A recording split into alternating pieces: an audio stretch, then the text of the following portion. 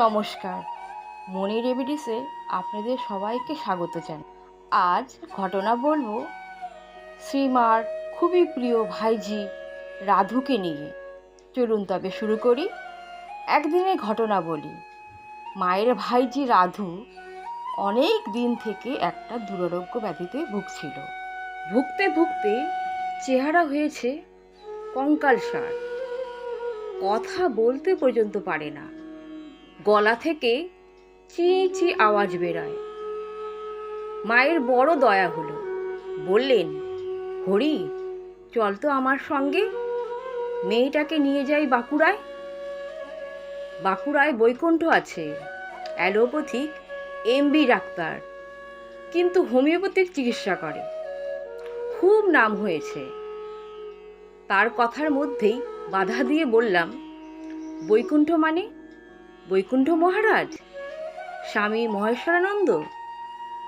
মা বললেন, হ্যাঁ হ্যাঁ, তুই তো বাঁকুড়া শহরে থাকিস, নিশ্চয় চিনিস।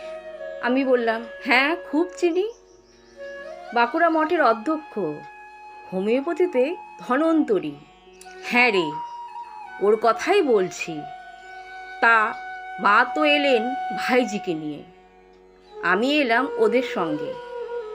বাঁকুড়া মঠে তখন ঘরবাড়ি বিশেষ হয়নি, বাইরের লোককে, বিশেষ করে মেয়েদের থাকতে দেওয়ার মতো জায়গা মোটেও ছিল না। তাই ফিরাড রোডে একটা ছোট্ট ঘর ভাড়া নেওয়া গেল। সেখানেই মায়ের ভাইজির চিকিৎসা হতে লাগলো। ঘরে মাত্র 2টি কামরা, একটিতে থাকে রুগী, অন্যটিতে মা আর আমি। সেদিন সন্ধ্যায় ডাক্তার মহারাজ স্বামী মহেশ্বরানন্দ রুগী দেখে ফিরে গেলেন। আমাদের কামরায় একটা ছোট্ট টুল ছিল, মা তার উপর বসে আছেন। আমার কি মনে হলো, মায়ের 2টি পায়ে হাত বুলিয়ে দিতে লাগলাম। শুষ্ক 2খানি পা, মায়ের শরীর তখন জীর্ণ শীর্ণ হয়ে গেছে। পায়ে হাত বুলাতে বুলাতে হঠাৎ প্রশ্ন জাগলো, মা কি সত্যিই জগজ্জননী? জগজ্জননীর এমনি শিরা বের করা পা? প্রশ্নটা মনে উদয় হলেও মুখে কিছুই বলছি না, পায়ে হাত বুলিয়ে দিচ্ছি। ধীরে ধীরে অনুভব করতে লাগলাম, এ তো একজন বৃদ্ধার শীর্ণ পা নয়, এক যুবতী নারীর সুপুষ্ট পা।